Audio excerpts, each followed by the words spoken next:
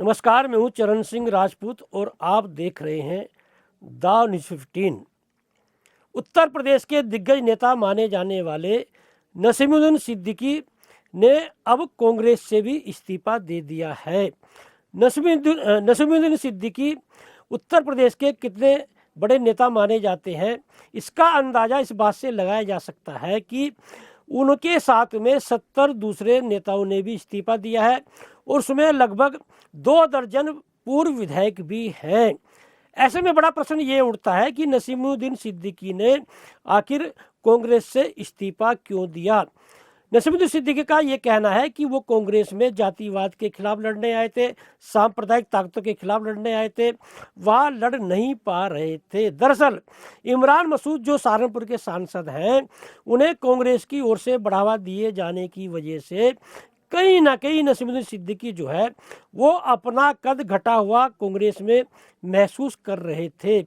ऐसे में बड़ा प्रश्न ये उठता है कि अब नसीमुद्दीन सिद्दीकी जो है क्या समाजवादी पार्टी में जाएंगे या उनकी जो पुरानी पार्टी रही है बहुजन समाज पार्टी में जाएंगे, या फिर चंद्रशेखर आज़ाद जो पश्चिमी उत्तर प्रदेश में दलितों के बड़े नेता के रूप में उभर कर सामने आ रहे हैं, उनके साथ आएंगे।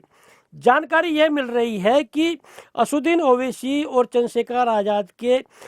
मिलने की चर्चा के बीच में नसीमुद्दीन सिद्दीकी की बातें भी चंद्रशेखर आज़ाद से चल रही हैं।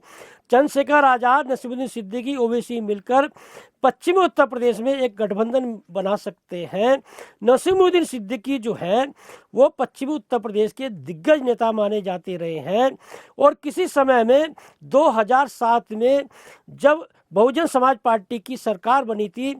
मायावती मुख्यमंत्री बनी थी फुल फ्लैश, नसीमुद्दीन सिद्दीकी को जो है दूसरा सीएम माना जाता था। नसीमुद्दीन सिद्दीकी का बहुजन समाज पार्टी में कितना कद रहा है उसका अंदाजा आप इस बात से लगा सकते हैं कि 1991 में बांदा सदर सीट से विधायक बनने के बाद में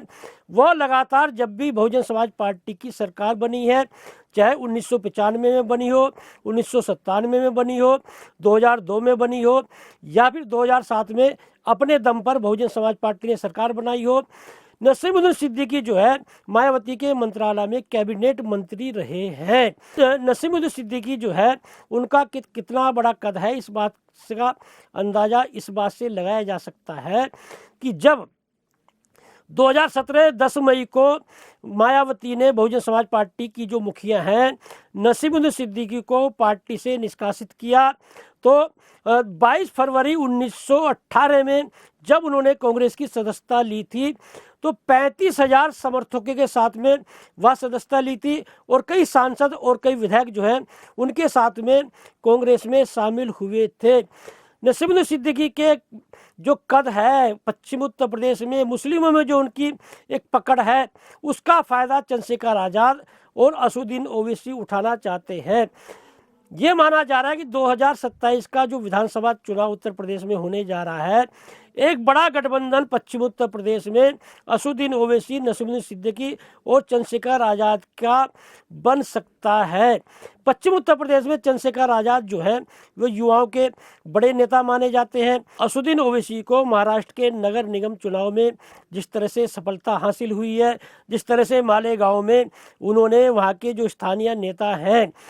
शेख आसिफ, उनकी जो पार्टी है इस्लाम पार्टी से मिलकर जो चुनाव लड़ा और मालेगांव में जो है एक मुस्लिम प्रयोगशाला के रूप में जो वहाँ पर देखने को मिली, तो ये माना जाता है कि बीएमसी चुनाव में जिस तरह से उन्होंने 6 सीटें हासिल की, तो महाराष्ट्र में जिस तरह से मुस्लिमों का असदुद्दीन ओवैसी के प्रति रुझान देखा गया, ऐसे पश्चिम उत्तर प्रदेश में असदुद्दीन ओवैसी के प्रति मुस्लिमों का रुझान देखा जा सकता है। नसीमुद्दीन सिद्दीकी का पहले से ही जो है मुस्लिमों में ठीक ठाक जो है उनकी पकड़ मानी जाती रही है। चंद्रशेखर आज़ाद की जो है दलित और मुस्लिमों में दोनों में ठीक ठाक पकड़ मानी जाती है, क्योंकि नगीना से जब सांसद बने चंद्रशेखर आज़ाद तो उनकी जीत में मुस्लिमों और दलितों का बहुत बड़ा योगदान रहा है। ऐसे में बड़ा प्रश्न ये उठता है कि यदि